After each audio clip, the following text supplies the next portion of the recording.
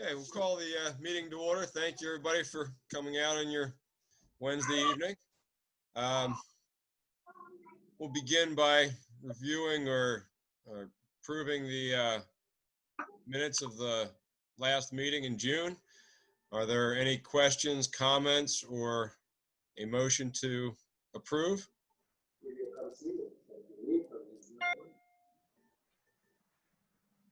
I'm going to review everything, if that's all right with you guys, the action items. Okay. I'm just, I got one last fix there. Thanks, Patty. Okay, here we go. Sorry. It says in the treasurer's report that Erica will share the financials of Riverbend Playground. I know you've been working on that, so I'll skip that one. And thanks to me, it was a little slower than you expected. John L. Wanger, we talked about deer management and changing the wording of the letter. Is that complete or something that should be still discussed?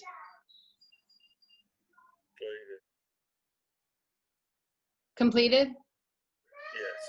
Okay, thanks.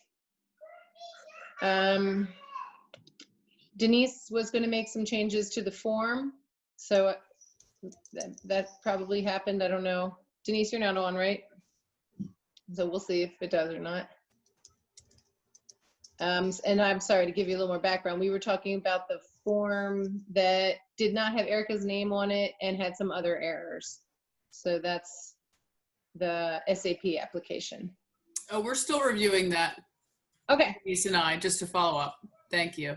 Yep. Let me just keep it on my list then, so we follow up later.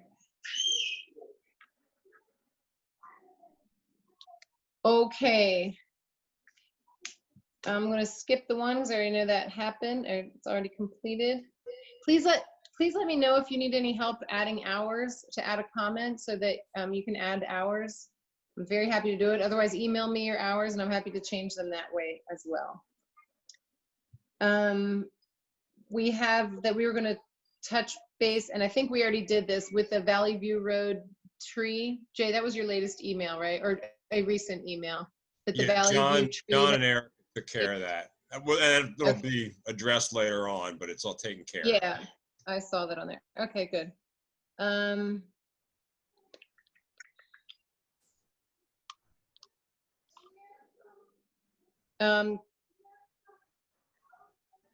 Carl, did you check in with the 2 decking boards on the Oaks cabin? We had a number 5 in Coventry Woods said 2 decking boards on the Oaks cabin were rotted. And Carl, it says that you would review it and report your suggestions. So if you didn't get to do that yet, just say so and I'll keep it on the list. I can't hear you, brah. Turn on your thing. You're muted.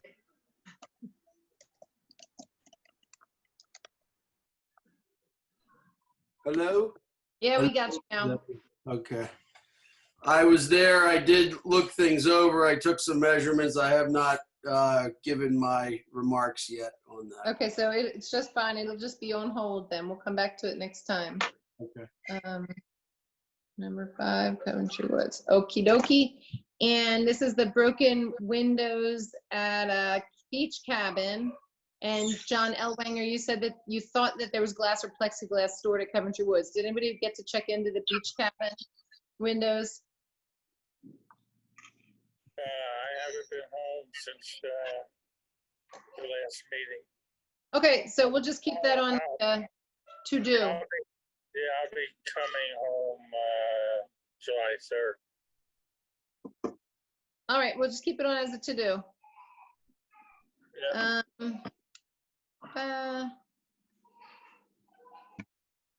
We had a lot of email discussion with the Kenilworth Park tree planting. One of the action items is that Jay will share the estimates. And I said I would share a sign that I found online, and we had some email going on with that for the turtles and the snakes that were being stolen. I think I put that in our agenda for tonight, Jay, just as a quick reminder to see if you guys wanted me to order something or not. Okay, thank you. And I believe that's the end. That's the end, my friends. Okay. Okay. Is there a motion to approve the minutes? I'll make a motion. Is there a second? I'll second. All in favor? Aye. Right? Aye. I wasn't here last month. I abstained. Okay. Opposed? And abstentions. So did I hear, was that a Colleen abstended? Yes, I wasn't at the meeting last month. Okay, so one abstention. Okay, we'll move on to the treasurer's report. Kelly sent the financial summary out prior to the meeting. Are there any questions or comments on that?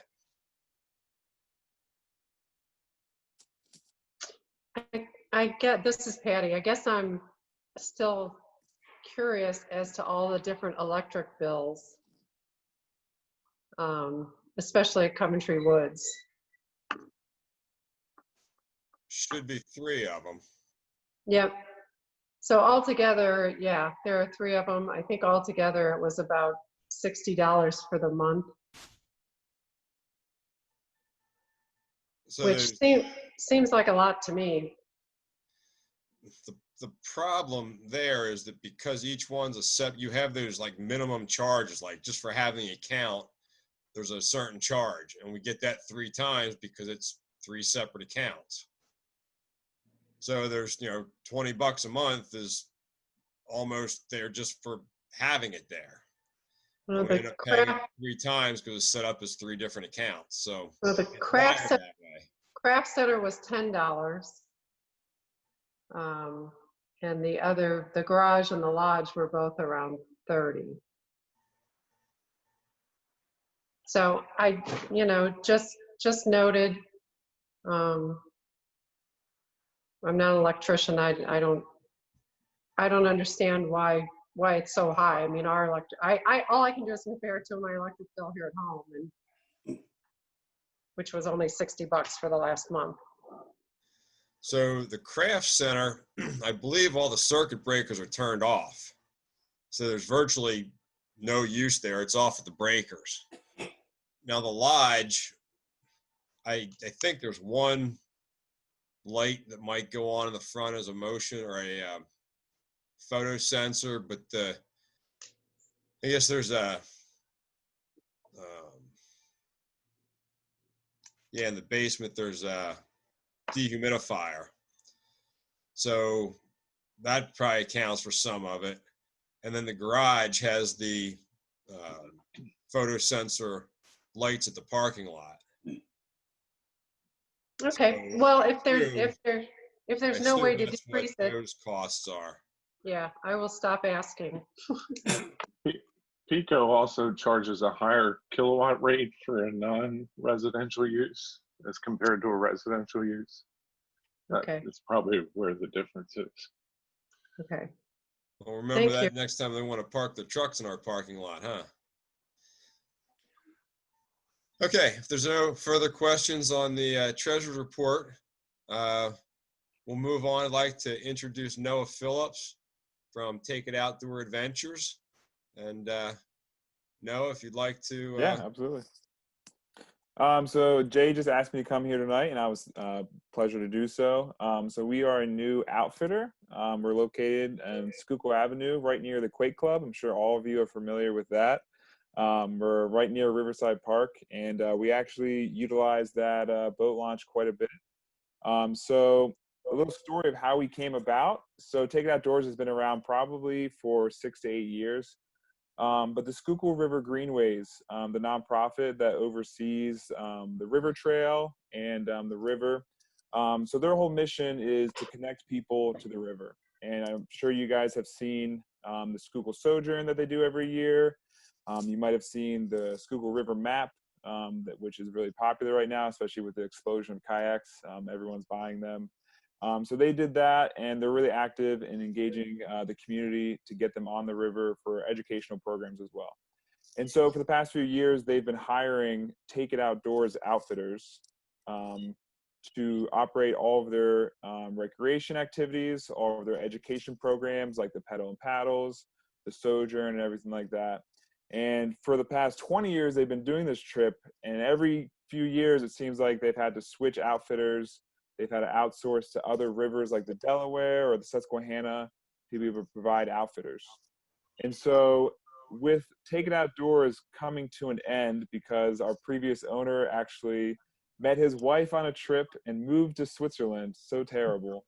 So he left, and I worked for him off and on, just part-time, whenever you do a cool trip. So I was hired. So I got a little ahead of myself. So let's take a step back. So he was shutting down, and the Schuylkill River Greenways needed an outfitter. And they realized if he left the scene, they're not going to have anyone to do their education programs. They're not going to have anyone to do any of the paddles that they did throughout the year. So working with him, they formed an LLC, and that LLC became Take It Outdoors LLC. And they purchased through that Take It Outdoors from them. So now I came on as the director of Take It Outdoors LLC under the Greenways. And so we have the same mission, we have the same vision as the Greenways, to connect people to the river. And so we do that through recreation, we do that through education. We've already opened up. We've been open up for the past 2 weekends, and we've had a pretty busy week this week. And with the 4th of July, it's going to be even busier. So as far as recreation goes, we do the river trips outside our doors, going upriver, and then we do regional trips as well. Tonight I had to miss it for this meeting, but we have a community paddle every Wednesday, and tonight they're actually over at Marsh Creek. And so there's a lot of activities that we're involved in and growing the community of kayakers, hikers, backpackers, and we do pretty much every outdoor sport we've dabbled in at least, but we really stick to kayaking and hiking. Those are our 2 main things, and biking. So what does this mean for North Coventry at all? It means that we're in your community. We're active in education and in recreation. And in our little tiny niche of North Coventry and Schuylkill Avenue and Riverside Park, we hope to be another little economic development going on there. We've already seemed to have a pretty good visual to the community. Everyone seems to be trickling in, finding us, and coming to see where we're at. But that's kind of the story of how Take It Outdoors got started, and that's where we're at right now. And we'll see what the future holds, but we're hoping for a lot of the success. So if you guys have any questions about what we're doing over here, I'd love to hear. No, it's really nice to meet you. I've actually done some of the Take It Outdoors trip, including the 4th of July trip a few years ago. Nice. So it's a fun organization. I saw your name and you looked very familiar, so I might have been on a trip, but well, yeah, probably. So no, I had mentioned one of the Park Commission members is also involved with Valley Forge Audubon. That's Patty who you're speaking with. So if you want to talk about any birding on the river, yeah. So Patty or husband John would be the folks to start with. So just something that you'll find interesting, Patty, is we're doing we have a birding trip next week actually with French Creek. One of their educators is coming out. And then I'm not the birder of the group, so bear with me, but I believe the other place is called Grove Mill. And I think they're providing Mill Grove. Okay, yeah. They're providing educators as well to do some more birding trips throughout the year. It's pretty neat. Yeah, Mill Grove is actually Pennsylvania Audubon. Okay, okay. I'm associated with the local chapter of Audubon. But we can talk during a different forum. But yeah, absolutely. No, could you send a photo or two that maybe we could put some parts of the introduction up in our social media? Yeah, absolutely. I'll send you the article that kind of explains, I'm not sure if you saw that or not, Jay, that kind of explains the relationship between the Greenways and us. That might be a good start. Okay, great. Any other questions for Noah? All right, Noah, well, thank you for joining us. You're certainly welcome to stick around or We I have a- understand if you have other commitments. Yep, gotta get back to the crying kids, so I'll let you guys have this one. All All right, thanks for joining us. right, nice meeting y'all. Nice Thanks, to meet Noah. you. Okay, we'll move on to the regional parks. The letter of intent for the health and wellness fall grants open July 1st and close August 1st. We've kind of been discussing the paving project at the Chestnut Hill access. One of the things that's kind of come up with the discussions, if we're just really paving something because we have erosion problems, that kind of falls more into maintenance. But if we can upgrade the whole area, including the parking lot, get it lined, have more efficient parking, a better, more inviting access, and also may upgrade the little picnic grove that's right at the parking access. That really gives us a much more complete project to upgrade the access to the park. John did give the quotes for paving for doing that whole parking lot, which at a 50% grant match would allow us, I think, to be able to do the whole thing for almost the cost that it would us just doing the driveway portion. Just have to come up with some details of exactly what we want on the picnic area. Any thoughts or questions on that? Jay, it's John. Just a quick, that roof on that pavilion we've talked about for several years need to be redone. Is that something we could lump into this? I guess maybe that's a question for either Craig or have Michael look in. Last time we looked at doing that roof, they kind of said that really is just a maintenance issue. It really doesn't have much to do with an upgrade. I mean, we can ask the question. Maybe again, if it's thrown in as part of a bigger project, they would, it's all about getting ratings from their evaluation for the project, and we can certainly ask. And if we're doing picnic upgrades, that's like the picnic facility there, and that needs upgraded. Right. Yeah, maybe we try to look at. That means What are we upgrading? What's there to upgrade?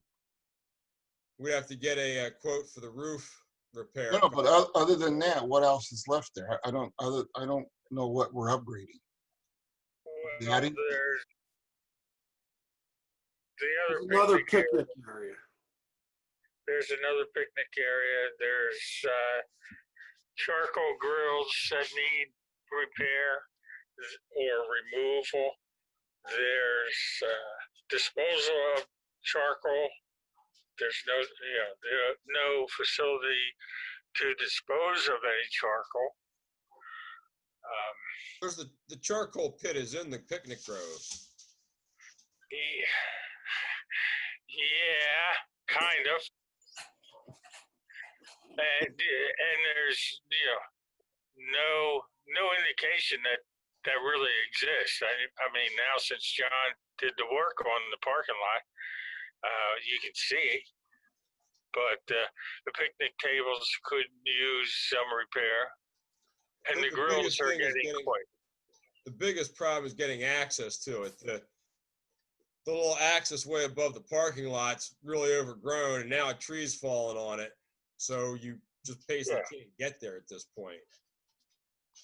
Yeah, basically a lot of maintenance has to be done there. And that's what's called an upgrade.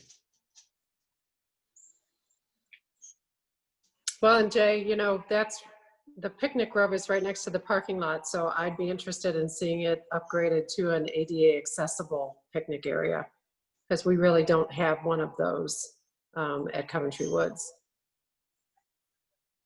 And depending I don't on know that. Yeah, I don't know that that's the site that's really like the best spot for ADA compliance because of the steep slope behind the parking lot. So I think you're getting into a lot of work to make that compliant behind it. So I think we need to watch that. Okay, it was just a thought, just because of the proximity from the parking lot to the picnic area. I mean, I think something from the parking lot to the pavilion is doable, but not behind the parking lot. Okay, And if we don't meet every requirement of ADA accessibility, we can certainly make the area much more accessible. You know, and that's really two different terminologies. Being accessible is different than meeting all criteria of ADA accessibility. Jay, if I can just reinforce that, I think that as we talk about projects, maintenance, is becoming a little less attractive to the foundation. And so having a bigger picture, revitalization, rehabilitation of existing is a really good component of that. So all those, buzzwords that can kind of breathe new life into whatever is going on, improve the features is going to be helpful. I do know that. Right. That's thankfully Michael Lane he's real good at that part of it. That's one of his strengths, is adding all those buzzwords and using the right linguistics. So thank you. Yeah, that whole area there, all those projects were done about 25 years ago or more. Or more, yeah. Yeah. Jay, just another question. What's the maximum grant? Because a paving project like that, we equipment and labor for something like that, we'll cover the 50%. So I think a project like that, we can get more bang for our buck. And what's the deadline? So we would have to have the letter of intent in by August 1st. And then by September 1st, they would let us know if we're invited to put in a full application. So we don't really need complete details for the LOI on August 1st, but we would have to have all details for the complete application on September, or they'd let us know September 1st. And then we'd probably have till October 1st to get that letter in. I'm not sure of those dates. So we're looking at a project for next spring, next summer? Yes. Okay. Yes. Because then once they accept applications, it has to go through their review process before they award the grant. So it would be definitely a fall grant round, but it wouldn't be a project that would happen until next year.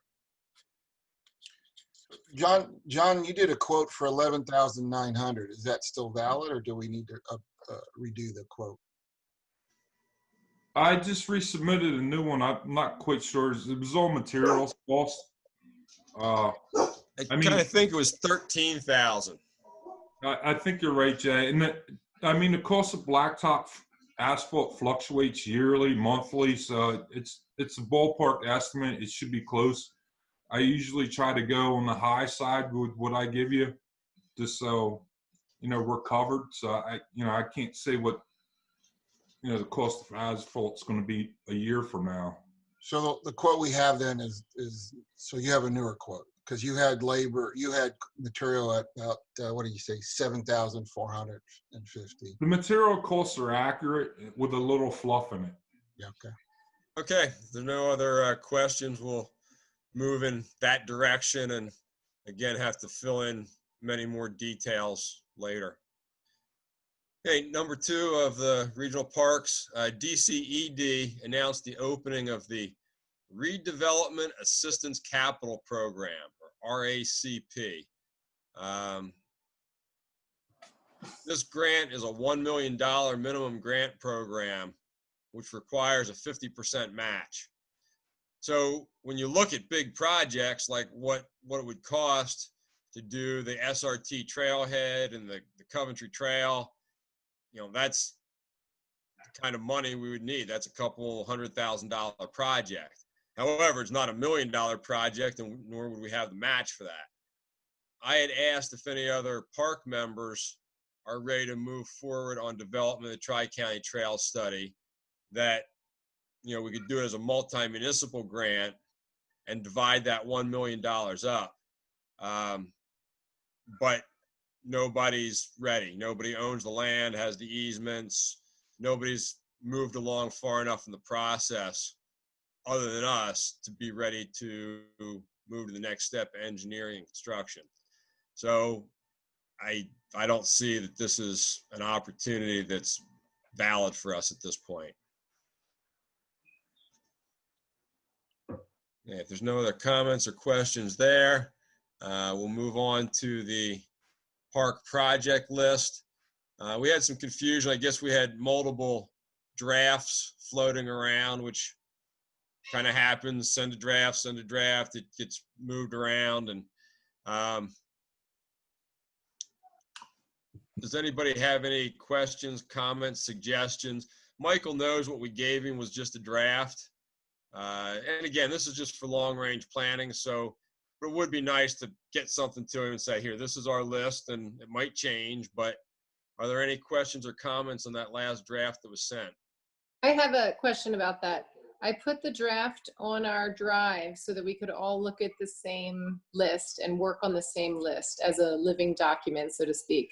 And I shared that list with Michael. And my suggestion is that we stick with that list. And I'm happy to help anyone learn how to utilize that list. But I think it makes sense so that we can all be on the same page. Then there's no need to send a new list and be confused. Well, that was a draft list that was done prior to our last meeting.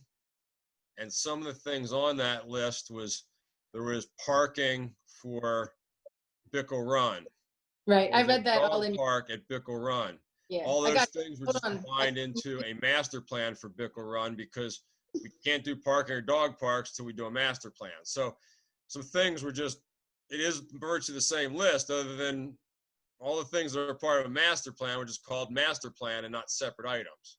Right, so we all have access to that list, and I'll double check to make sure that we can all edit the list. And I feel that everyone should have a part in editing the list, or at least adding a comment to that list, and then you or I, who have editing access, can make the changes if you prefer it that way. Otherwise, we can all just edit it. But that way there's no confusion. I mean, that's not one person making the change. Anybody can make a comment, or if we all agree, I'll just make everybody an editor. But it seems to me like we should utilize this technology to make our lives a little bit easier and to cut out a lot of confusion. Just my suggestion. Okay, so we can take that, but again, we can't put separate projects individually for a park that doesn't have on a blank slate. So things like that, it's just that we can't give Michael. But right, so we can other than change that. Those things have to be prepared to move. What is the next step? And but we can adapt it on there instead of wherever else. Yeah, I think it would be good to adapt it there, because Michael has access to that too, so that he can see what we're thinking. Well, then let's do this, Cynthia. Instead of having it, if I recall, that was like a link in the minutes of the June meeting. And there's also access, everybody has access through their folders. Yeah, but can we put it in some other folder? And I'm not sure exactly how in administration, do we have something for the regional parks in the administration? Oh, I see what you're saying. You'd like another folder for that altogether. Right, so we have the folders, administration, facilities, programs. Yeah. Can we put something for PARRC as a folder inside of the administration, and then we'll list it there. So that can then be our working list. But we aren't going back to the minutes of some old meeting that's a couple months old. Right, and if Make you, sense? it does make sense, and that's why I put it in the folder that's listed as projects, because they're projects. So to me, it made sense to put them in the folder that says projects. Okay, so that's. Is anybody all right with that? I mean, it says projects, and we're talking about projects. I don't have that up right now, so I'm sorry, I can't see exactly how that's listed. So in the projects folder, we have we have several project lists. No, I think I got rid of all of them except the one. So one's a Word document, and the other one's a Google document that everybody can access. I'm happy to send a link to it again, and you all have. If you want to see it. Thanks, Vince. Okay, we also have to be careful that we don't get rid of all, whoops, my stuff just went away. Yeah, I'm sharing, Jay. Just Oh, okay.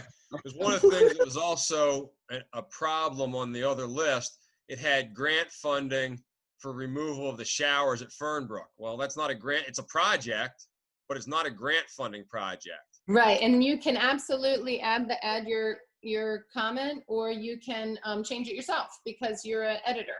Yeah, and Shankle Trail or Shankle Park parking lot. Again, that's such a small dollar. I think John estimated that to cost $3,000. You know, we wouldn't apply for grant funding for that. We would just $3,000. We'd just do that for the stone. Well, Jay, I don't know how the words grant funding got on every single item because, you know, this was not started as just projects that need grant funding. So it was more of. This is for grant fund. Well, this is Well, for Michael to work on. I understand that, but it was this all. is pretty much grant funding. It was my understanding that he just wanted to know what our priorities were. Generally speaking also, so that if anything could be lumped together or worked, you know, around.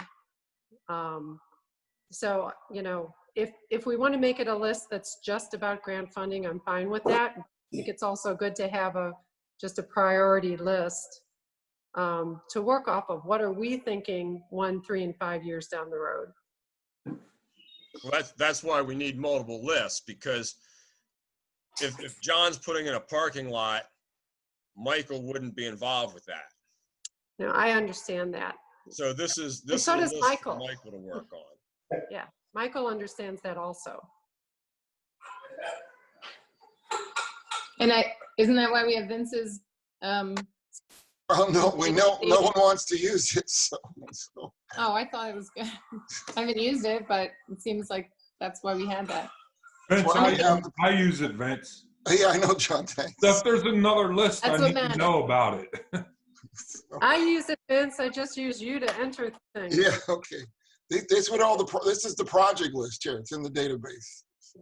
And maybe that's what we need to do is Vince's list is our project list that John can work off of and staff. And then Michael has additional list, which is what he would be. Now, one thing that would be on there, and this got changed too, I think, somewhere originally I'd put on for the Bickle Run master plan, it would be grant funding and also his support for the public meetings.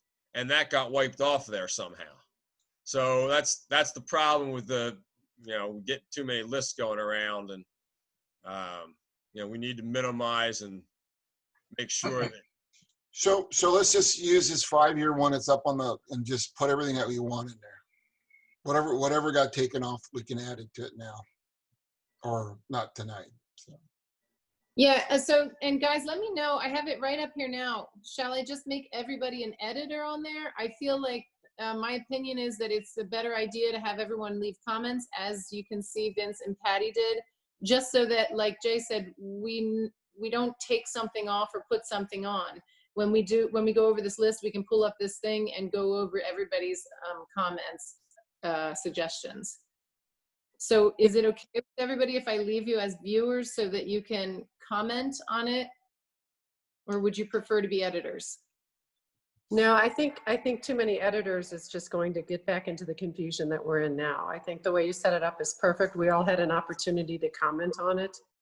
And then, things can be consolidated into the correct groupings. Mm-hmm. So these comments, because Cynthia, you accept them, then those get added.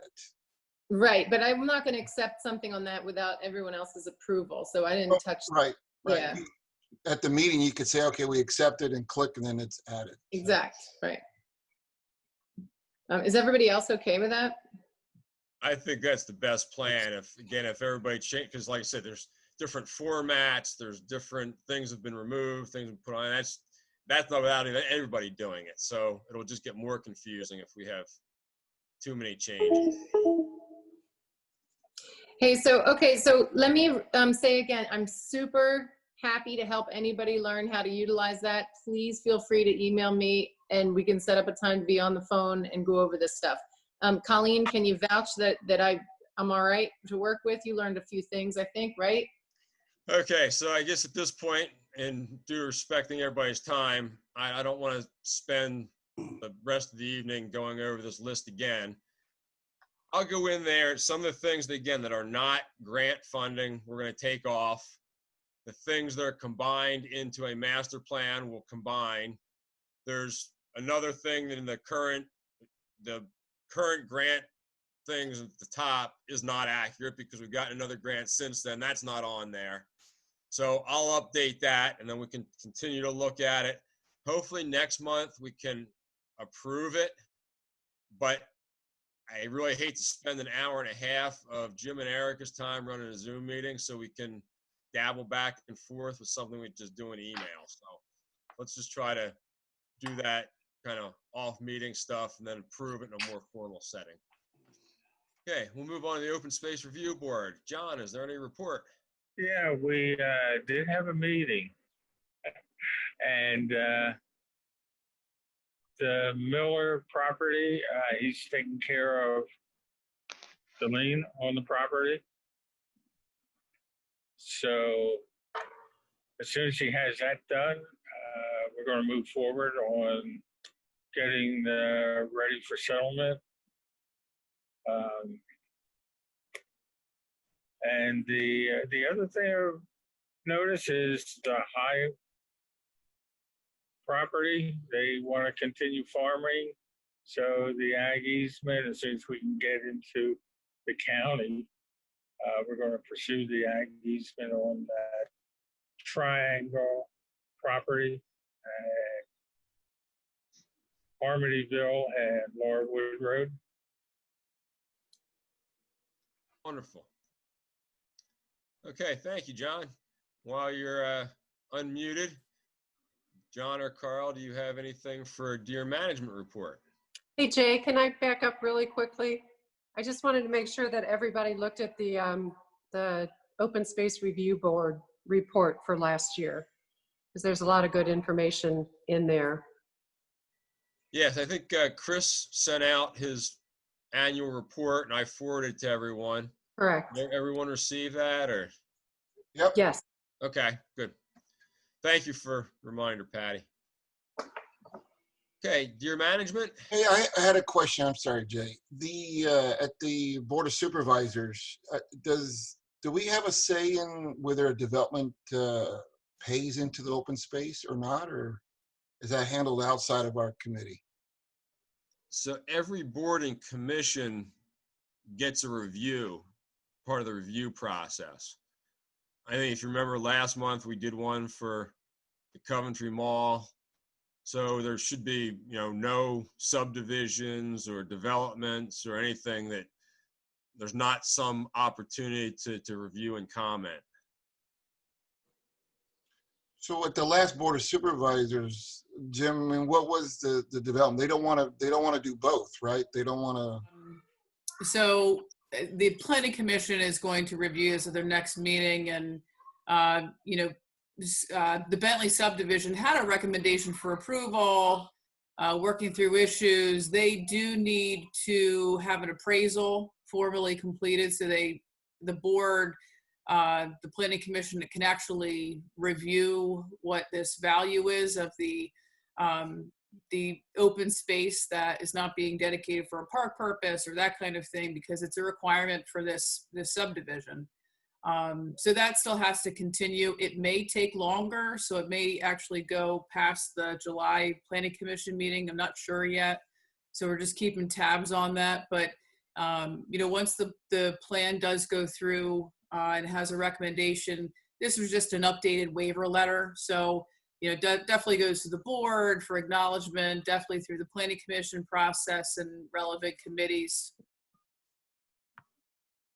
Well, okay, you said relevant, so that's what I wanted to make sure. So they don't want to pay. So they have, as a new development, they're either going to have to pay into the fund or they're going to set aside land, one or the other. Is that how Well, it? Vincent, next year when they finally get to us, we'll see what they what the price is going to be for the open space. Okay. In I lieu of, don't believe we've commented on that yet. no, there's no formal. Nothing has really been formalized. It's only, Bentley going through his initial works that he usually does.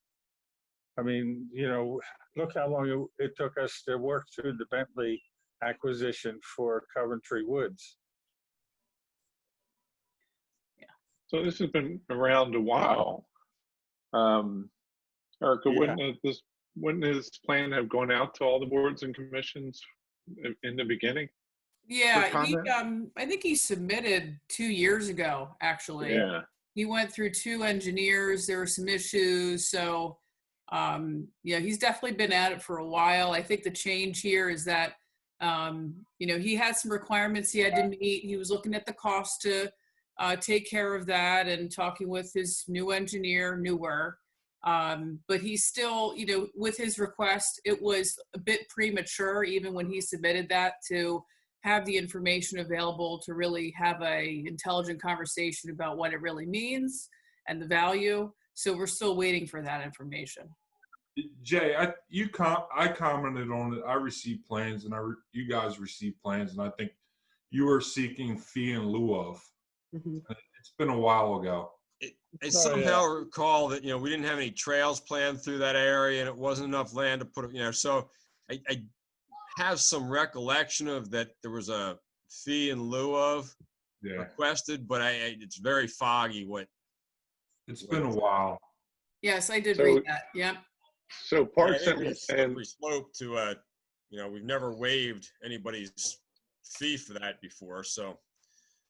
Parks and Rec did comment on this back in March of 2019. That's when LTL received the parks reports. I don't know what month it was voted on, but that's in Ed's letter. He acknowledges receipt of the Parks and Rec Commission comments back in 2019. Okay, thank you, Jim. That saves a whole lot more energy than trying to page through page after page in the minutes. So thank you for coming up with that date. Okay, if there's no further questions, then we'll move on to the deer management. Yeah, we have a couple of applicants. And it was approved. Jim put it up. Erica said she received a couple of applicants, so we're moving ahead slowly. Good. Hopefully we're in a position to follow the science. Yes. Okay, we'll move on to the Friends of the Parks. Vince. So thanks to, hey, Jim, you did a good job on this. So can you guys see this? Yep. Yep. So what we've, and I'll go into the details. So this is the new webpage. The link I sent out in the email, it was a temporary link. So this will be the, I'll send a new email with the up-to-date link. But now when you go to the township webpage, you get, this is the actual sign-up form right here. Those that have signed up, the information hasn't changed from the previous link, but we've added now, Jim added a picture and some verbiage here. So, so as I said in my email, what we've done is, so before when you used to fill out the form, it would just simply generate an email. And then I think, Jay, you would just get those emails and then you would collect emails to build up the list. So, so what we're doing here now is we're tying in we're tying it back to Chimp or MailChimp.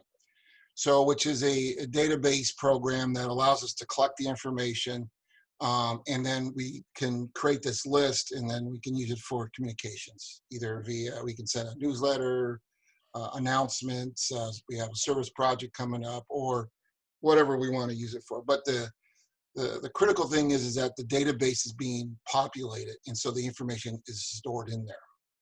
So those that went through the process You could see that, we captured the information. Unless you guys think we need any more information, but this looked like the essential stuff, like the email address, first name, last name, phone number, if there's an organization, any special interest, and again, if it's personal or group support.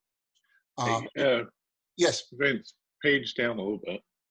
Oh, is my screen too big? Yeah, just see the top. I don't see the form. Just a quick comment at the bottom of the form. Right here. Can you see the PowerPoint? I'm sharing a PowerPoint. Is it PowerPoint sharing? I'm seeing the actual web page. Oh, okay. What's going on here? I'm sorry. Let me reshare the PowerPoint. I guess it doesn't share your desktop. Okay, that's fine. That's good the way that is. My comment is email format. It has text and HTML. I'm not too sure too many people are going to know what the difference is and might think text is a text to their phone. Yeah, I didn't know. So I just left yeah, I don't know that it's really that important to have, to have that information there. I can remove it. If it is, put a parentheses behind it to say like a quick blip about what either of them are. I had to Google it too. I don't know. Yeah. I left it blank because I don't think it's necessary. I don't think it, I think most people will be able to get an email in whatever format we send it to them, which will most likely be HTML. Yeah. And I didn't know what personal support and group support meant. So some kind of explanation on what that is would be good too, I think. Okay. Thanks. Sure. Okay, I can add that. Sure, not a problem. And then just send me the updated code, and then I'll pop it in there. So what I did was I just took snapshots of the process. It's a multi-step process. It's actually 4 steps to it. Hope it was those that did fill it out. I don't know. This is normal for most people when you subscribe to any distribution list. So once you hit subscribe, you're going to get an email. You have to confirm who you are. We turned on this option to make sure that you're not a robot. And this is for people that like the spam distribution lists. Once you do that, you'll get a confirmation, and then finally you'll get an email showing the information that you've filled out, and then you have the ability to send an email to unsubscribe, or you can change your preferences. And if you do click change your preferences, you can see there's a step here as well. So, Jay, I know you filled it out. Did you have any? Was it okay? Yeah, the only thing I didn't understand the text HTML thing, and I left it blank. Okay. Other than that, thought it was very efficient. Okay. Any other comments from anybody? Vince, I think it's great. It's what we've needed. Thanks. Yeah, quick question on how do we market it?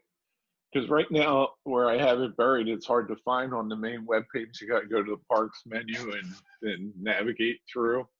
I mean, certainly we can post this to the Facebook page and periodically put it out that way. But do you want me to highlight it differently? To make it more obvious? I mean, you don't have to tell me now. You can just think about it. Think about ways to attract more people to sign up for it. So we do have the ability. There's a different code for Facebook. So if we want, we can add it into the Facebook. So it won't be the same code I gave you that we wrote. We can write different code for Facebook and link it that way. Okay. So then you can put that on our Facebook thing. That makes sense. It's a little busy up here on our webpage. You can see this is the park. So I guess that's what the Jim's asking. If we want to rethink what we have here. The other thing is that I would just suggest also having something to post in the kiosks and to have, some paper copies, maybe at the township office or various places. I know that's archaic, but it still works. Also in the newsletter, the township newsletter would be very helpful. Yeah, that was what I was driving, was trying to get this done before, so Erica can put it in the newsletter. So at a minimum here. So the contact parks, is that still going? Is that going to the parks email address still? Yes, it is. Okay. You want me to keep No, that no. in there? Or No, it? leave it right now. Leave it. That's Okay. fine. So, I'll because press it up a for little bit. Friends of the Parks, we created a new email address. So, so if you saw those responses, you're I don't know if it's on here. Yeah, it's not. So it's Yeah. Friends of the Parks at North Coventry. So it's a different email address than the contact. So, all right. Does anyone have any questions? All right, real quick, I'll show you what. Patty, I don't think you completed your registration. I didn't? No. It says I did. I got an email saying I did. Yeah, you're not showing up. Well, I'll try not to take it personally. Okay. So I mean, this is MailChimp. Again, this is just showing you the contacts, how they end up, like for, as an administrator to the list, it gives you an idea, when they signed up and what date and what time. And then, if they unsubscribe or any type of problem. But again, once we're ready for a newsletter or something, we'll do a campaign. And once you fire off a campaign, it will automatically send it out to the distribution. So, okay. Pretty straightforward. Thanks, Vince. Yep. I did get an email confirmation, so I'll talk to you about that and make sure that there's not a glitch somewhere. Yeah, please. That's what we want to make sure. Okay.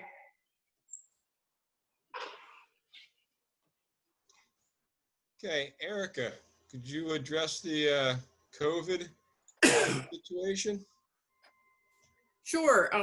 I have talked with many townships, looked at what various counties are doing, the CDC requirements within the green phase. In fact, I also talked to our insurance company because I was getting some varying feedback about different signs being posted, what communities have dedicated park resources and the financial resources to try and maybe sanitize facilities more often and within the CDC guidelines, which is on a frequent, regular basis. And I'm more talking about playgrounds and porta potties. I know that has come up. So, in terms of liability, that kind of thing, I feel confident we can come up with a plan with proper signage to reopen facilities, but I need to do this with concurrence with the board. Really want to make sure that we have everybody's on the same page with that aspect of the park facilities. Other than that, the staff has been accepting permits and following the guidelines for the 250 persons for events, gatherings, that kind of thing, in terms of pavilions, and asking that if people have a larger event, I think we had a small baby shower, that kind of thing, that they could certainly provide, contract to have their own porta potty, that kind of thing. Athletic fields are being used for practices. So the leagues are, they're following the guidelines as well. So, it's definitely something that, each day we're, looking at this new information. Michael Lane has been very helpful with that as well. And yes, so just managing, the situation.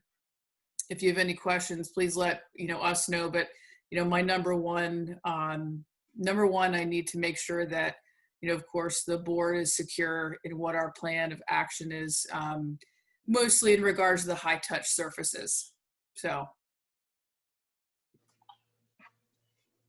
Erica, does the governor's order today change any of your thinking? You know, and it's interesting, Jim. You know, I was looking into this and had, you know, a plan, and then an hour later, you get a new order. So, and you know, you have to be flexible to these things. So I think we do need to consider now, you know, with Health Secretary Levine's order regarding the mandatory use of masks from the time you leave and you're in, you know, a public space, that needs to be part of, you know, all of our information and guidance moving forward. We are, you know, daily watching these numbers of cases and trying to take that into consideration. So I'll tell you, we're not, I know it's cliche, we're not alone, you know, but we really aren't. And everyone's, you know, working through this. So we have to consider that. I was on a meeting this morning for the Valley Forge Tours and Visitor Bureau, and it was interesting. It was a lot of the museums, and there was wineries, and you know, everything that's part of their purview. And you know, looking at some of those groups, you know, when you look at what Longwood's doing and how they're handling it, and places like the Helicopter Museum and the Brandywine River Museum, and you know, they're all reopening and they're taking little different angles, but heading the same direction. And yeah, everybody's trying to figure it out together.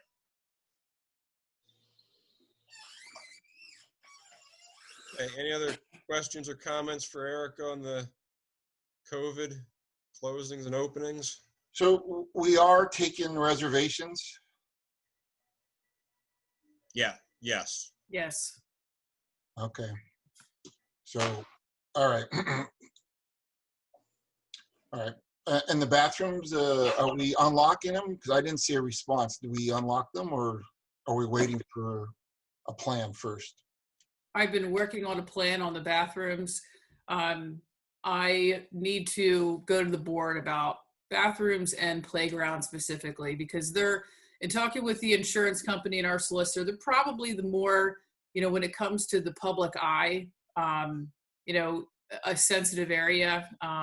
So I want to have the signage approved, essentially. So. But I mean, like last Monday, there's hardball and softball. I see a lot of teams practicing on the field. So, Understood, yeah. So the softball coaches, they don't put any masks on, but the hardball coaches, they were all fully masked. So I guess it's not really our place to. It's a hard thing. Yeah. But there is no signage. I guess the goal is you'll put a sign up of some sort. Yes, that's the goal. Yeah. Yep. Okay. And Erica, do you think you're going, or when are you going to go to the board with this information? Do you know yet, or is it still under the works? No, hopefully soon. I mean, it's the 4th of July holiday, so if I can speak with everyone, I think that, you know, I want to make sure that everyone's aware and comfortable with the plan, which would be, you know, considering again what happened today with the masking, making that really, you know, explicit, and you know, approving just the verbiage so that, you know what, we're in the public eye. You know, we're the leaders of the community, and whatever we put out there, we have to be really cognizant of that. And that was probably the biggest message from the insurance company. So, you know, a lot of townships are just, you know, taking that, and making sure that whatever that message is, that your elected officials are, and your, you know, township staff are good with that. So sooner than later, I would hope within a few days, if I can work with Jim and the rest of the board and they're available. All right, thanks. Also, Eric, on your thoughts on with the pavilions, I don't know what the seating is in the pavilions, but I think by guidelines, you're only supposed to have 50%. So that might be something we need to do, is calculate what the pavilions hold. The occupancy. Come up with what the 50% is, so we can actually have a number to designate on pavilion use as well. Is that even on outside seating, the 50%? I thought that was just inside seating. the I know the 50%. county's doing it for the pavilions, but that doesn't mean it's part of the state guideline. Again, everybody's figuring it out differently. It's just, Yeah. it can't hurt for us to know, even if Denise gets a call, well, how many people does this pavilion hold? Like, I don't know that we have that information handy, so, we should. Yeah, thank you for that comment. We'll look at that. I know at one time we were looking at, like, for the ones that have electric, how many electric outlets are there? And I don't know, that was something that was in the township office at one time, and I don't even know if that's still around. So maybe it's a good time to have that information handy and make sure that it's available in case we get those questions from potential rentals. Okay, if nothing else regarding the COVID situation, Erica, can you address the newsletter? Oh, sure. I was looking, since we didn't have a spring newsletter and doing a summer, probably, within 2.5, maybe 3 weeks, if we can make it happen, a summer newsletter that would cover some things going on and a communication to the residents. So, if there are specific topics, I think because of the timeline that I'm on, the Friends of the Park is great because it's, something that's in place here. And then I know that there was discussion about the benefits of park use, just in general, because of, I think, some well-being at this point in time, and exposure for the parks and where they are and trails and that sort of thing is always a positive. But if it's more of a narrative piece that somebody wants to take on, there will be, I will try to do, of course, a fall newsletter as well. So if I have articles and it can't make it, or you have ideas, I like to keep an ongoing list of articles that can be considered and events and that kind of thing. As far as long-term, historically we've done spring and fall. Are we still kind of looking at twice a year, or is that the general direction you and the board want to go? I think I'm familiar doing twice a year. Spring and fall seems to work out nicely with, you get through the first of the year, you're getting ready for, what's going on with, spring events and road work and that kind of thing. And then, with the fall, same thing, that's when a lot of events and, you're getting ready for winter weather. So it seems to work out well. If there's any input though on any aspect of it, I'm certainly open-minded. Are you doing mailings or are you doing electronically? We have done mailing and an electronic PDF. So we actually, because I know that's what Pottstown, right? They did away with theirs, and you have to subscribe. You have to subscribe. So I know. Yeah. So I didn't have a problem with that, but I don't know. Yeah. I think the plan is to stay, direct mail. I think we got enough residents who, may not be computer savvy and want to get it in their mailbox. So I think we're probably going to stay that way for the foreseeable future. Yeah, I believe everyone has a mailing address. 3,300 of them. Yeah, from perspective of this crotchety old man, like, to me, something online is just more work. If I sit down and read something, I can enjoy sitting down and reading it. So yeah, I look forward to sitting and reading something, but just more work to look it up online. But we'll make it, we'll certainly make it available online as well.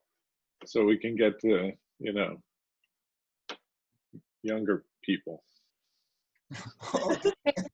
And just for the future, it seems to me like it could be, once we get this moving, it could be an option that people opt out of a paper mail and say that they'd rather have it online or emailed to them.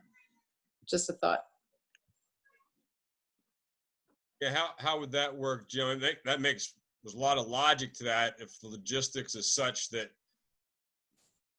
we'd have the ability to pull them out of the mail if they opt for the online. Is that I know a lot of organizations do that, but I don't know in this scale if we have the. It's difficult. Yeah. I've tried to do it before, and I didn't do it, but we tried to do it my previous job through a protected Excel spreadsheet, and it was never perfect, trust me. So if there's a way to do it, I think it's a neat idea to save some money and help with preferences, but it can be difficult unless, I don't know, there's a system out there I don't know about. The time you spend doing it, your savings is lost in the time spent. So just send them out there. They can throw it away with the rest of the junk. Okay, so we'll look at doing the Friends, and I think maybe a little update on the SRT development, because July 6th is when construction should start. So people are going to see that movement, in the township. So it might be good to do a little update on that. Is that agreed upon? Yeah, we should add something about Hanover Meadows. We didn't get to do the open house. We canceled that. Which is a whole nother discussion of, Well, I don't want to go, just to add it into the newsletter that there's Hanover Meadows as a new park, right? Just a blurb about what it's there, and a half-mile walking path, and maybe a picture if there's room for it. So. Okay, so you need that, Eric? You said like in the next week or two?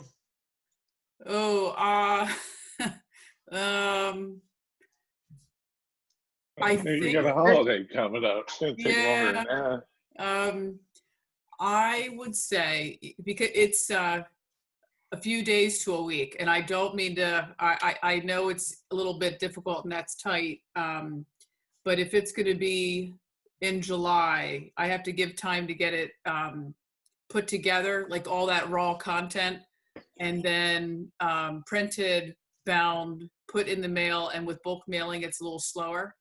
So it's usually, I'm trying for July 17th. So that's, I would need it next week. So you would need it on your desk when you come in Monday morning at 8:30. Well, you know what, I can really, if you give me Friends of the Park, I have no problem with taking that on and I can write something up. The Schuylkill River Trail Phase 2, I can also do that. I have a project summary. Hanover Meadows, I can pull what's on the website. No, I had a PowerPoint for the open house that we never did. Oh, okay. Okay. So I'll just send that to you, and it just talks about. Yeah. If you do that, that could just take care of it. Yep. And there's a picture in there as well. So. Okay. Yeah. That'd be great. So I'll just send you the PowerPoint. Okay, Vince. Good. Yep. Well, if you can do that, Eric, that'd be wonderful. That gives us 3 different things that are relating to our park system, and that'd be wonderful. I think. I would also like to just put a blurb in about the deer management for our township residents. Is that something, Erica, you could just throw in there as taking something from the document? Sure. Mm-hmm. Okay. Then we'll move on to the park calendar. Looks like there's been 4 SAPs approved. Indians Boots will be doing the Kenilworth Classic in July. They've come up with a plan for spacing people out so no one is really gathered together. The Owen J. Roberts mountain bike team is doing a wilderness first aid class. So they'll be using the pavilion and areas around the pavilion to do their practical studies. The search and rescue group will be doing another training for their volunteers and animals. And then Take It Outdoors will be doing, or has done an SAP for things like a flag to do the river landing visibility and a porta potty and things like that in the park. Volunteer hour. We're not collecting anything for the classic from him. No, We waived all the they've fees. They always, we kind of looked at it as it's our event, but they're running as a charity organization. So, they've always just. Okay. So, I mean, last year I cleaned up after them because I helped them out, but I'm not planning to be there this year. So they leave a huge mess behind them on the disc golf course. So. Yeah, I can't say for certain, but we discussed still having that trash deposit so that we don't have to have the road crew go over there, or we could at least pay the road crew for go over there. That's something we ought to think about, especially if Vince is saying they were, sloppy. Yeah, they're responsible for cleaning up. Yeah. Might be too late this time, but I don't know what else to tell them because, I mean, I cleaned it up myself last year, so. Well,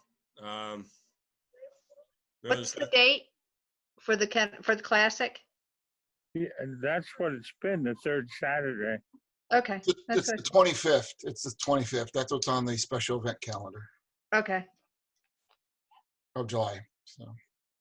Maybe just try to make sure that, I'm sure they realize it's their responsibility to clean up. If it's not Vince doing the work, it's still their responsibility. I hope they recognize that. Vince, I know I didn't make it last year, and I know the year before, I kind of reinforced that statement that whatever they bring in, any trash, they must remove. They got to carry it out. I don't know how. I mean, how can we reinforce? I mean, it's not. It's over on the actual disc golf course. That's where these guys right. And they're all signing in. They're all signing in. They're all being registered and the whole bit. Right at that point. So yeah, you've got to make sure you're there first thing in the morning.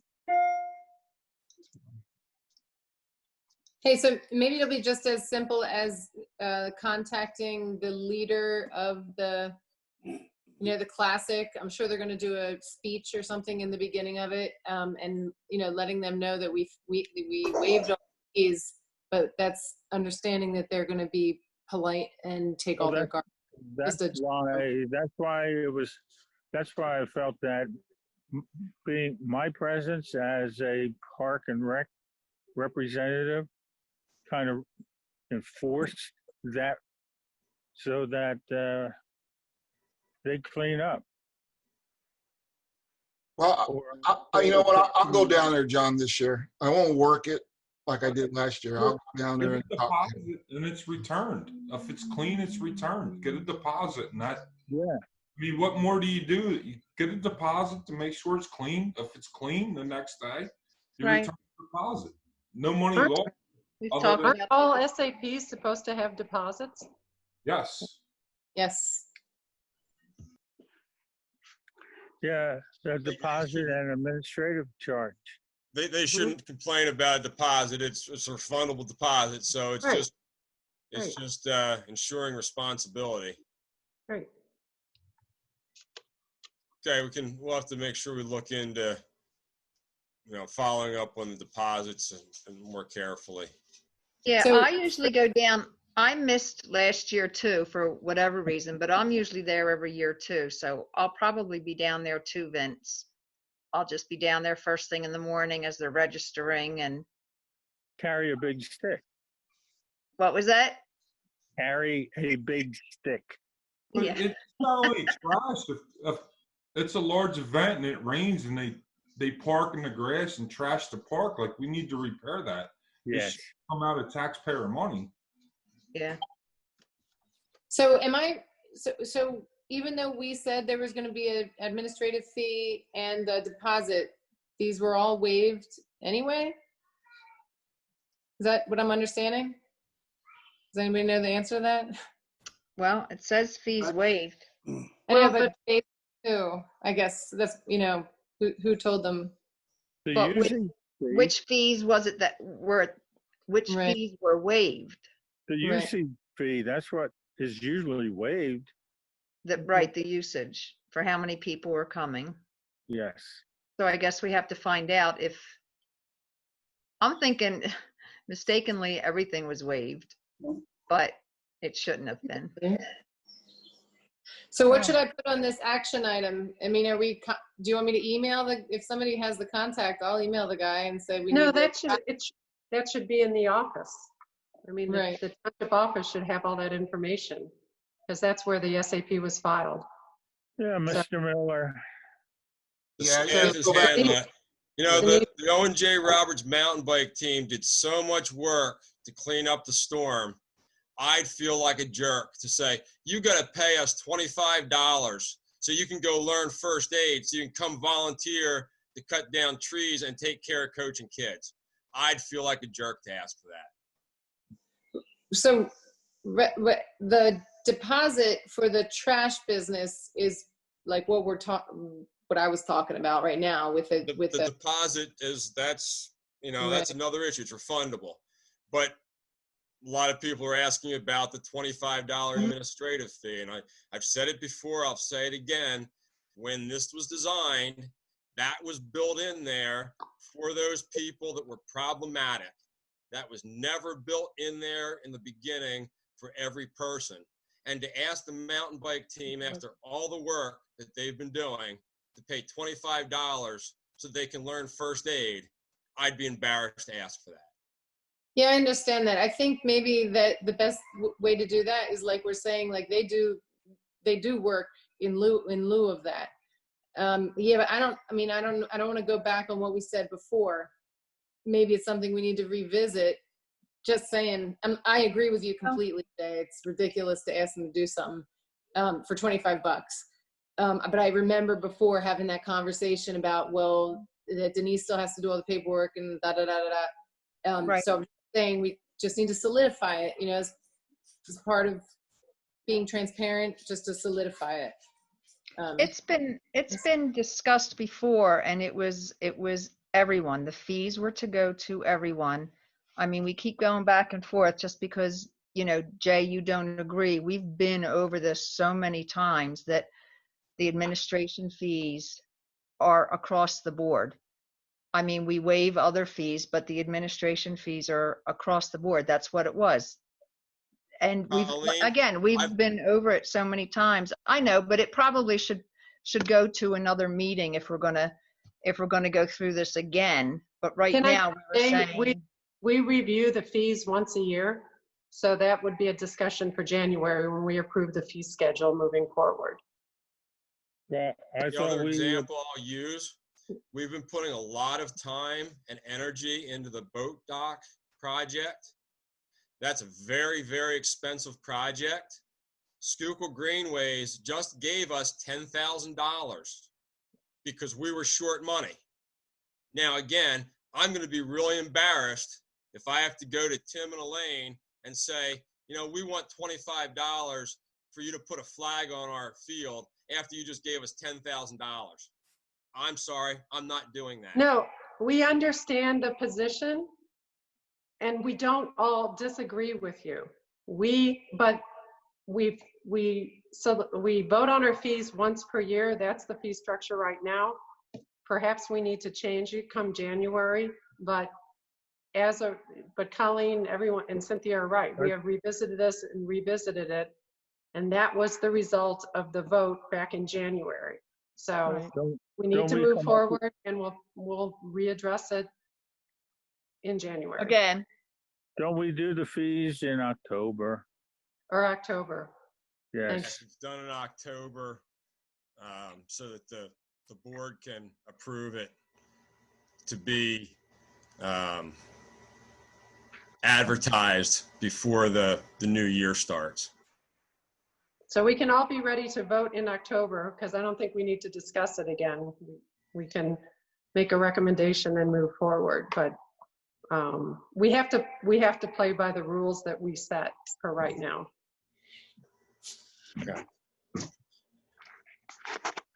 Okay, we'll move on to the facilities. Hey, I'm sorry, Jay, to Oh. do this. I just want to make sure I'm putting it down in the minutes correctly. So where it says fees waived, should I leave that all in there? Or are we saying now that we don't know if they are, or did these people already pay their deposit, for example?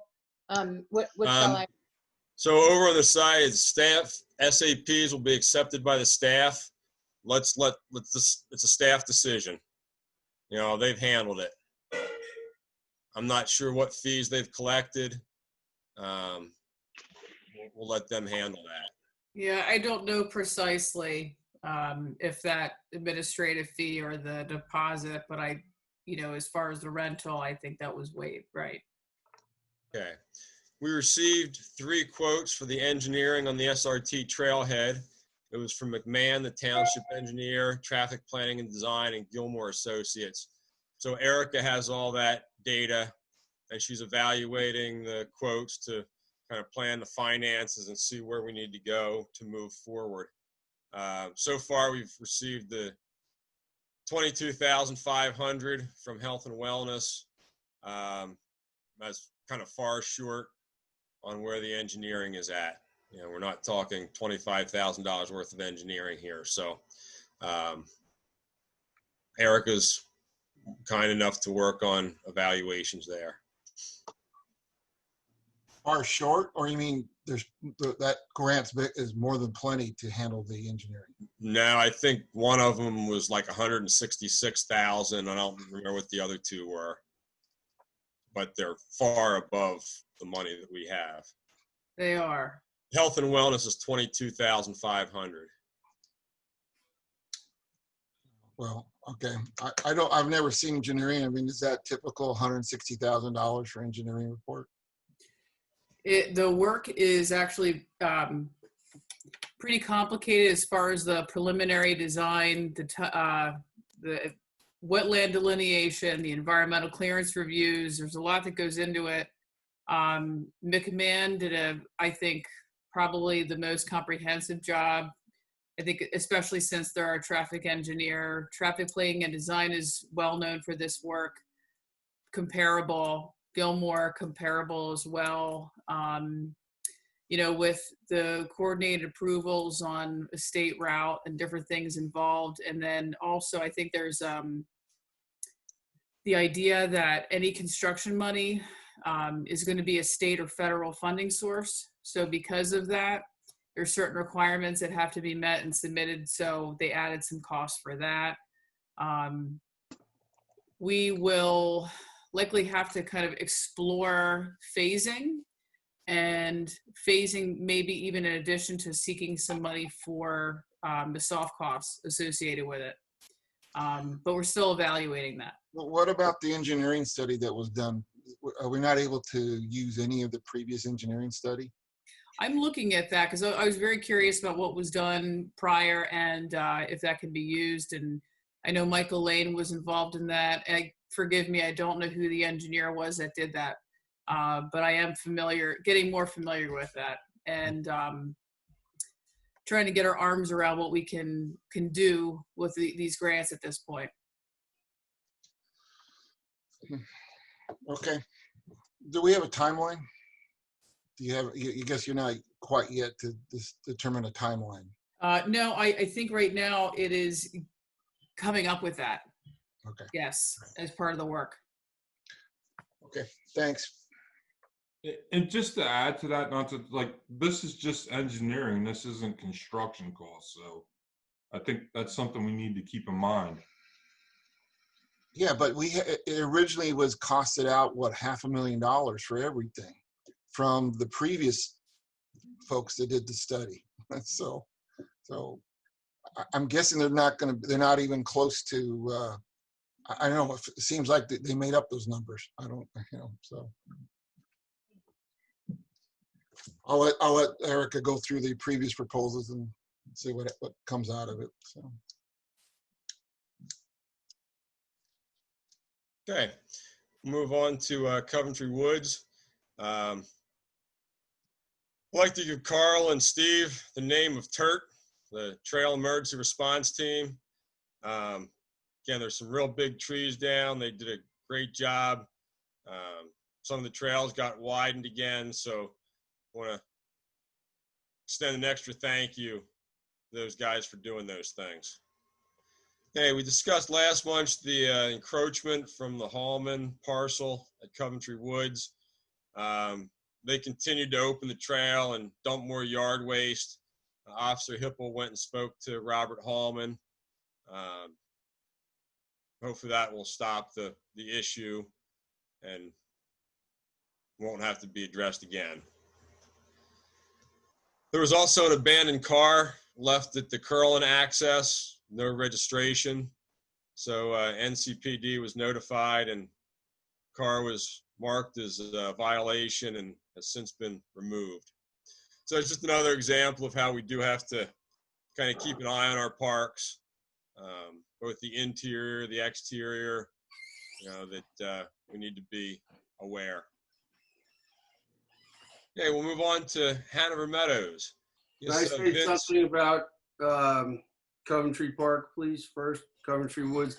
It's just been, while doing a lot of trail work and accessing the Great Oak Trail, quite often significant glass found on the upper part of the upper Great Oak Trail that gets removed, and when we go back there, whether it's a week or 2 or 3 weeks later, there's more glass found. And I don't know, we don't see it anywhere else but up on the top of the Great Oak Trail, like the last section of that trail. I don't know if anyone else has seen it, but it's a little strange. So is this freshly broken glass, like somebody's drinking beer and smashing the bottle? Or is this old glass from, a dump site that's 90 years old and it just gets kicked, or if there's an old dump site and there's erosion or somebody kicks and goes around a corner, it can expose it. So what does it look like? When I saw it, it looked like older glass, but it's not as if there's beer bottles just being smashed there. But I don't, is there a known dump site back there? Carl, I think I know where you're talking about, that last section of the Great Oak before you get up to the top. Yes. I think that has been, since the trail was put in, after every big rain, it seems like some more glass comes up. I think that's an old dumping area, and it just keeps coming through. Right, okay. Yeah, it's pretty typical in that area that a lot of landowners, if they had wood or forested a wooded area, they would just take their trash out and dump it. There wasn't a trash service, and that's how they disposed of it. So many areas, have dumps that go back into the late 1800s, the early 1900s that, are right on the surface. Right. So that might be my guess. Okay. But thank you. Okay, we'll move down to Hanover Meadows and Vince's interpretive science. So Patty and Cynthia both made some grammatical and linguistic corrections. I'm sharing again, Jay, so don't freak out. So, everyone's seen the kiosks, right? This is these observation message boards, as they call them, and they open up, right? So just want to make sure everyone knows what we're talking about here. So I'm looking for approval so we can spend the money, at least on the 2 of them that we know we're ready to go. They're roughly $65. They're going to be 28 inches by 20, and then they would be put on some laminated board, and then we would put it in that kiosk, and that would complete the signage at the park there. So I did make the changes from Cynthia and Patty, so those have been changed. Is there anything else, or can we say that we can get the signs made? Is there any objections to doing that? In my opinion, we're ready to move forward. Is there a motion to approve the interpretive signs? Did you find pictures for the for the wetland No, or? right now, yeah, all I have is this one. This one, we still need to finish this one, so. Yeah, as long as if we find some pictures for that, I'll say, yeah, let's go. Yeah. Sorry, I don't have any to give you. You don't like the little grid squares there, Cynthia? I don't know. Maybe you should put my face in there, scare everybody away.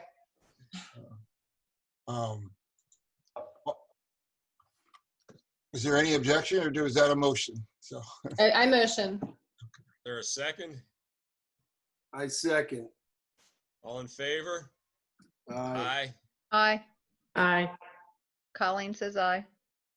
Okay. Opposed? Abstentions? Okay. So I'll go back to Fast Signs, ask Bill to give us a new quote on that. And does this need to go to the Board of Supervisors for, we're talking very little money here. So what's the rule here? Unless Jim feels differently, I think we approved to put this through the signage originally. Jim, what do you think?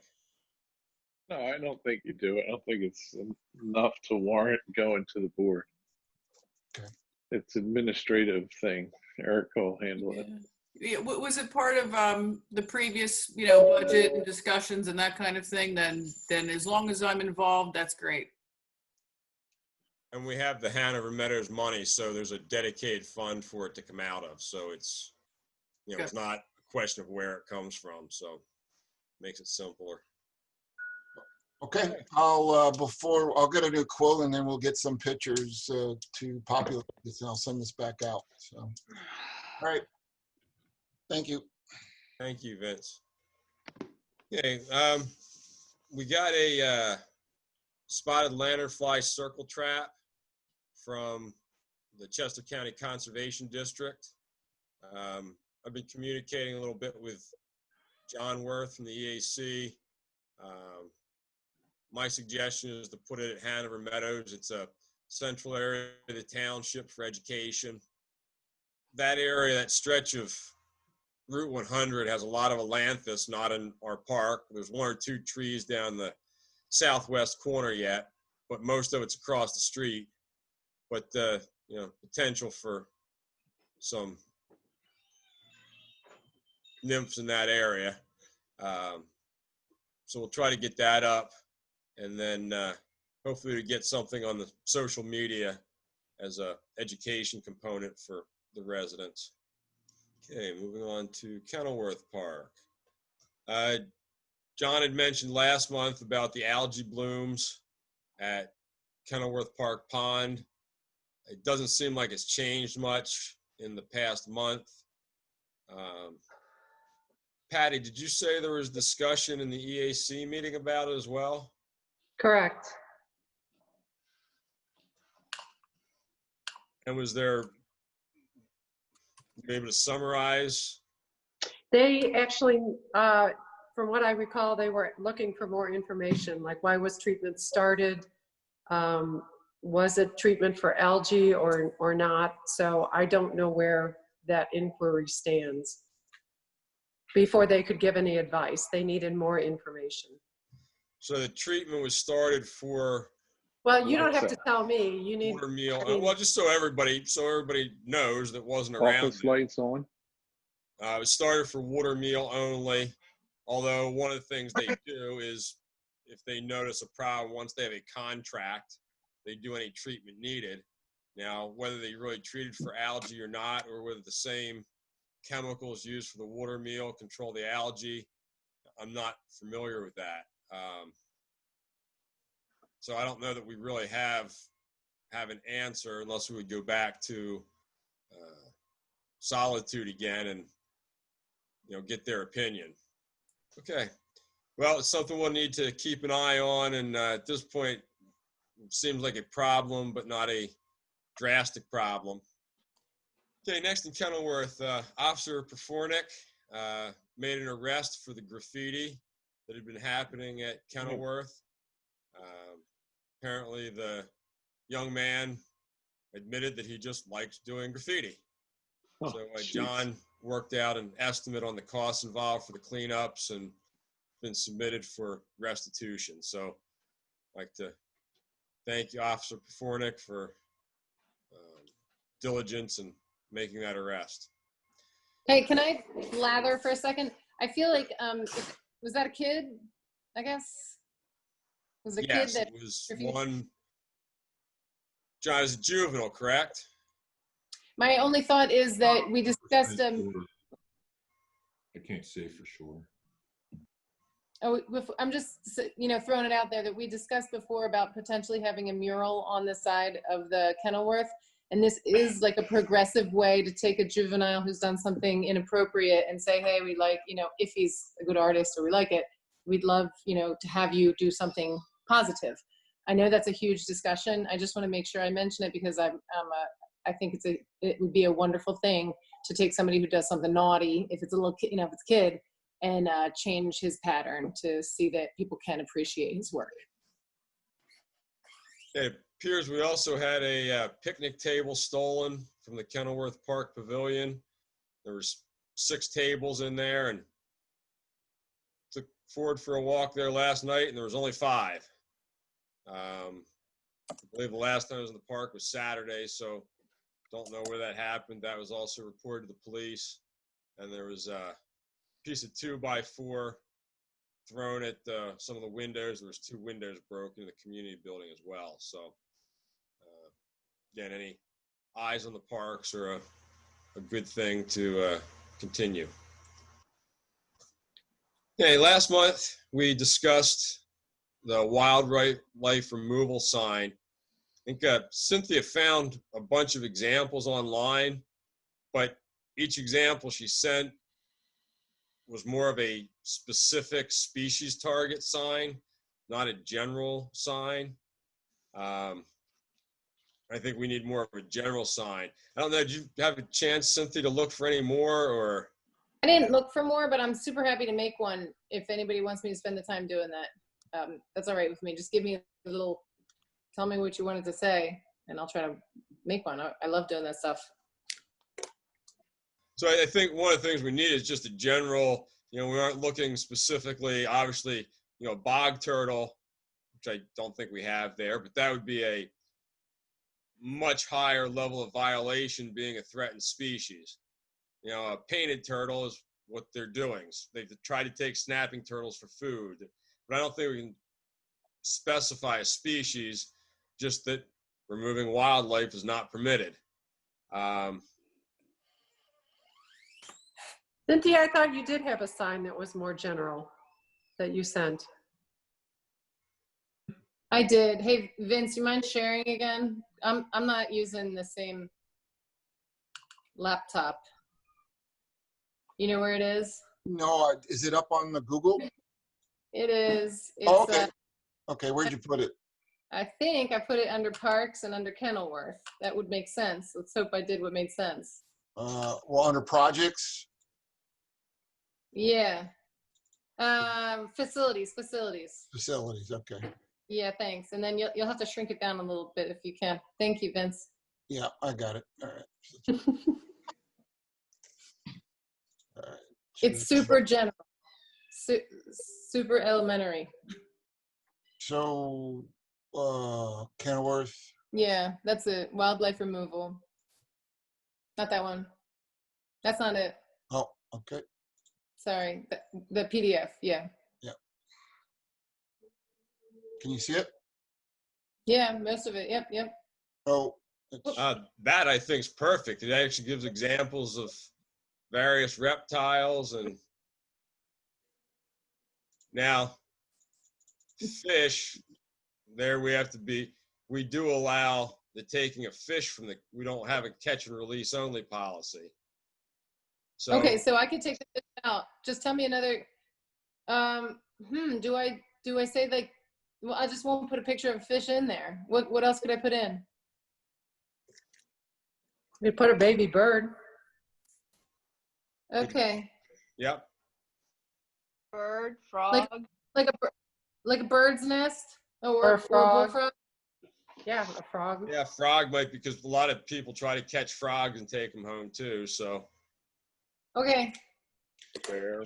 Well, Hey, like minnows and stuff. I saw a guy taking them to, I guess, for bait.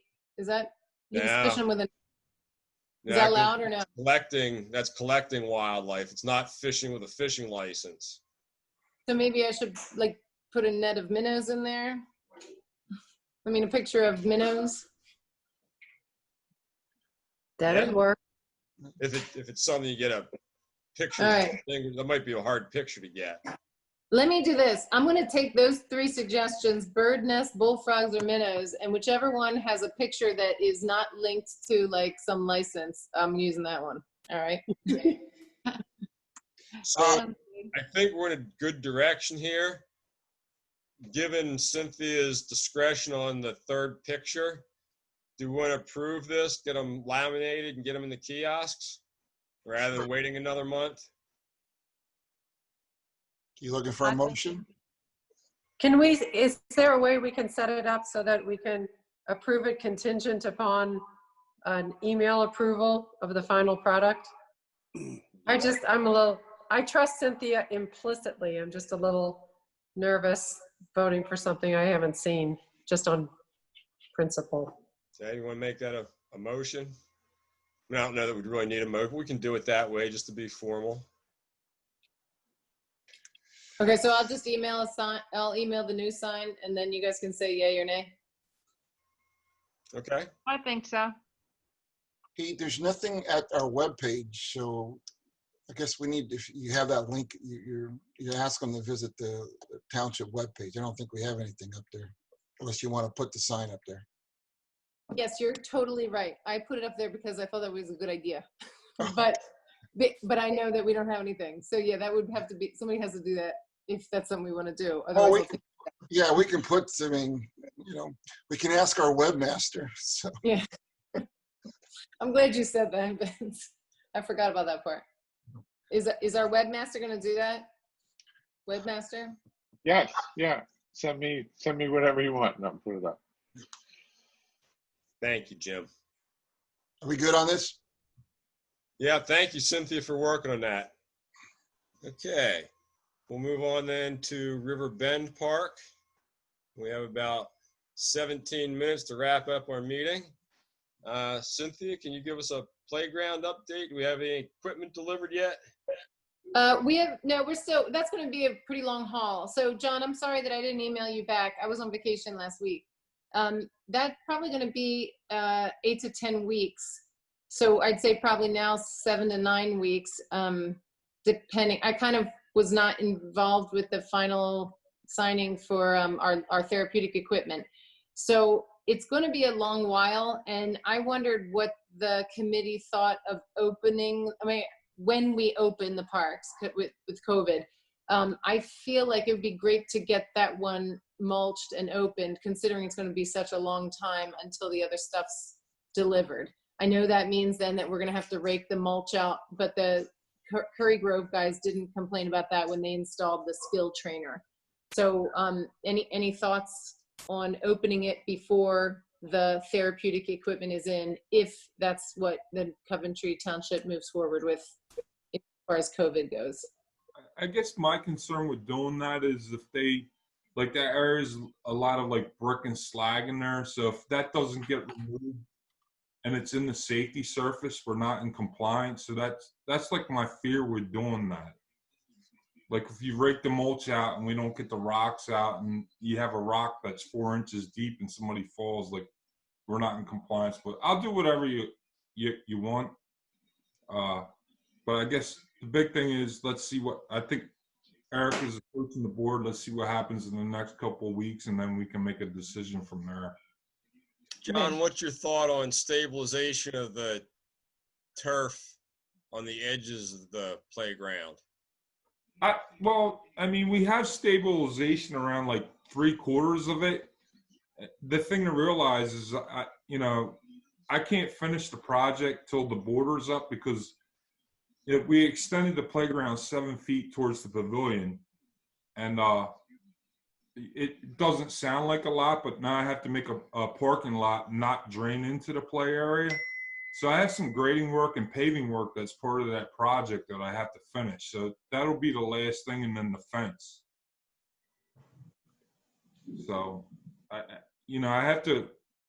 My plan was to put a swale between the playground and the pavilion to get the parking lot water to drain away from the playground. So I still have grading and work to do in that area. And that would be my biggest concern is, if we open it up, how do we have? We're gonna have to close it again. Maybe it's not quite safe to open it yet then. Yeah, I agree. I guess I meant, sorry, that if all the other stuff's done, I wouldn't want to wait on opening it just for the therapeutic equipment to come. Because that's not, they don't need to use a truck to pull that back. It's all kind of, it's not big, it's not like big like that spinning thing or anything like that. It's just small stuff. So what I mean to say is if John gets done all his work and we don't have the therapeutic equipment yet because it seems like it's going to be a long while. My hope would be to be able to open it for the kids' stuff. If everything else is finished. How about this suggestion, Cynthia? Why don't we wait and see what Erica and the board come up with as far as protocols for opening playgrounds in general, and then at that time evaluate the dates of when give us time then check when do we expect delivery, when do we expect the installation, how does that work with John's plans of finishing the development of the site, and rather than trying to decide tonight, let's see how the data comes together and make a decision off of that. Does that sound reasonable? It does. And we can just do it then as part of opening playgrounds in general, if that's determined, or if it's thought it's not ready, then we can go in that direction.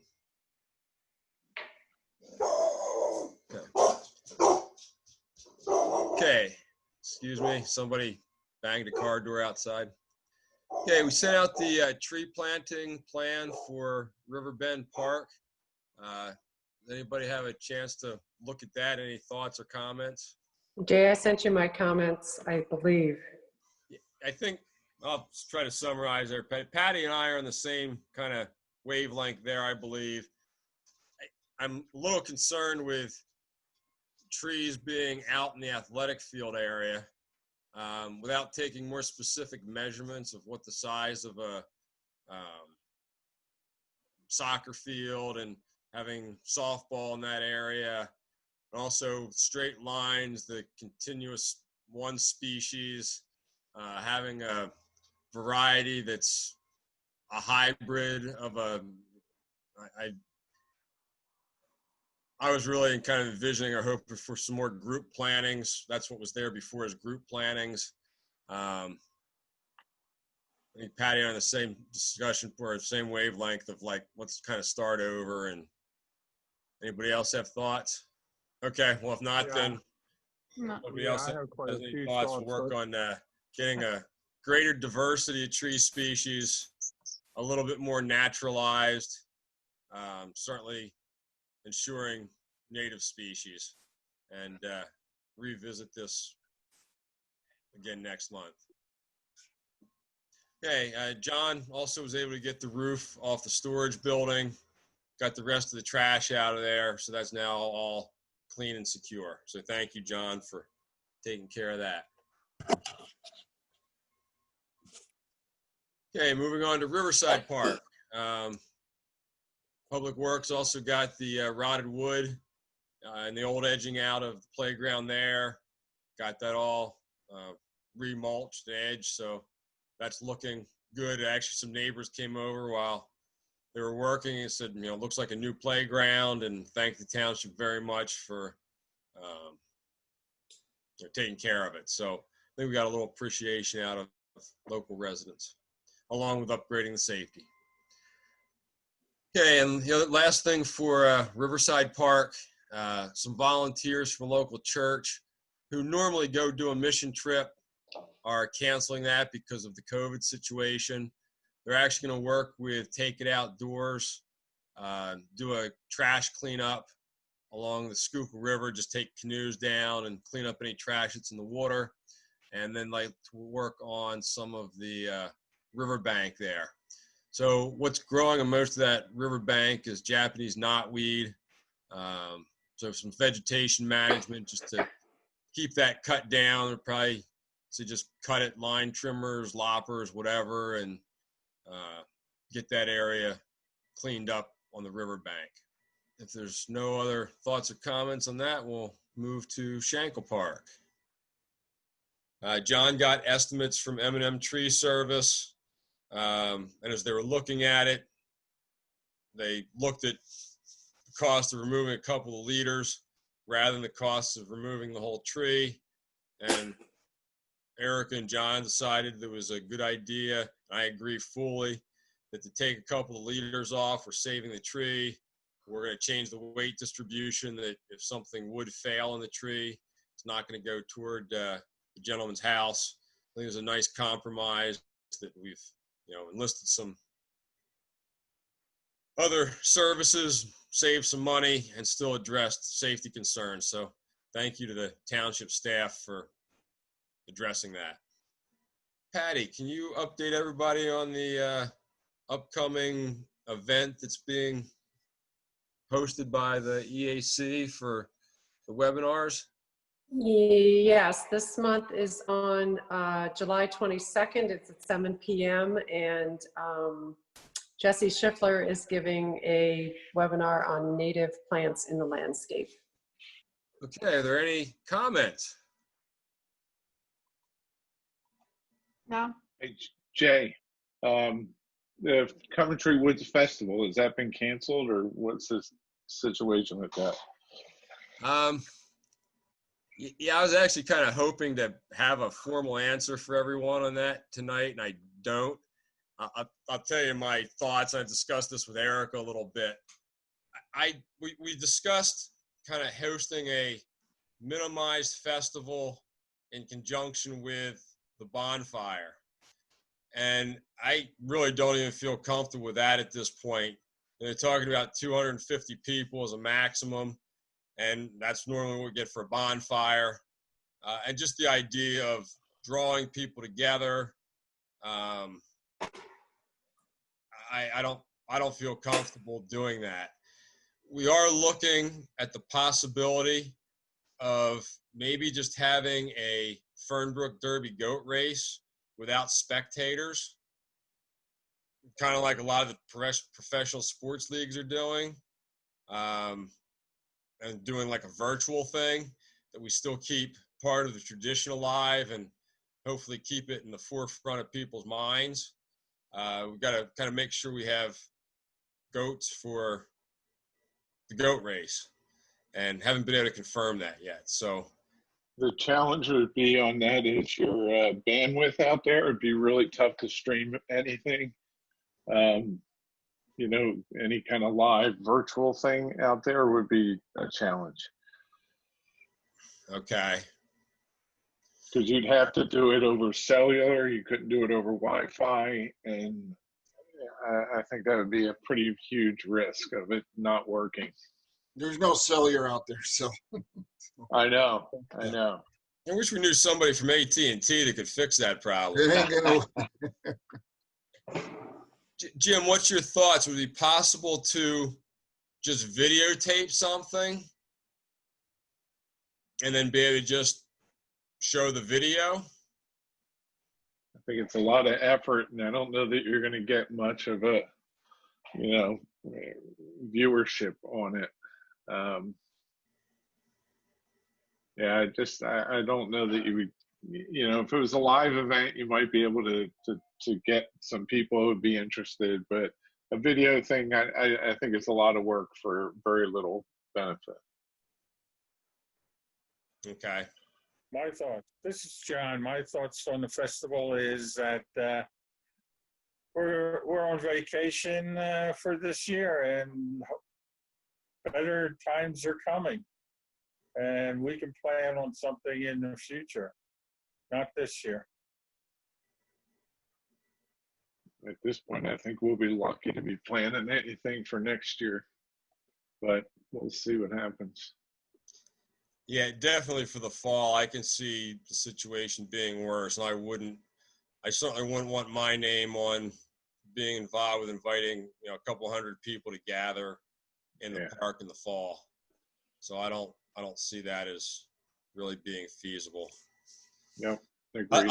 I'll get the rest of the event committee together and make sure that we get a formal recommendation then very soon. Okay, sounds good. Thanks, Jim. Thank you, Jim. Any other comments? Yeah, I have a comment. So I could probably do some drone shots of Hanover Meadows if I got permission to do that. I could send them to Jim and Erica. I could probably do that tomorrow. I'm sorry, Steve. What was that? It was drone photos of Hanover Meadows. Okay. It's good with me as long property owner permission, right? Yeah, we had somebody do that in the past when they were building the buildings. So yeah, I think it'd be great to do it and show off the trail and stuff going on up there. That'd be great. All right. Well, I'll visit there tomorrow. Good. Thank you, Steve. Not to tell you what to do, but put on your list the other parks too. I think it'd be great to show them that way. My part is probably only good enough for a few pictures. I could probably fit on it. If you appreciate it. I could take care of that, and I'll let you know how I make it. I'll send the pictures to you. Sounds good. Thanks, Steve. Okay. If there's no other comments, is there a motion to adjourn? Sure. Motion to adjourn. Colleen. Second? A second? Yeah, all in favor? Aye. Aye. Aye. Okay. Well, thank you again, everyone, for Right. time in the evening and everything throughout the month. Hopefully, we're going in a good direction here. See ya. Guys, thank you. Thanks, everybody. Erica, thank Bye. you for hosting the meeting.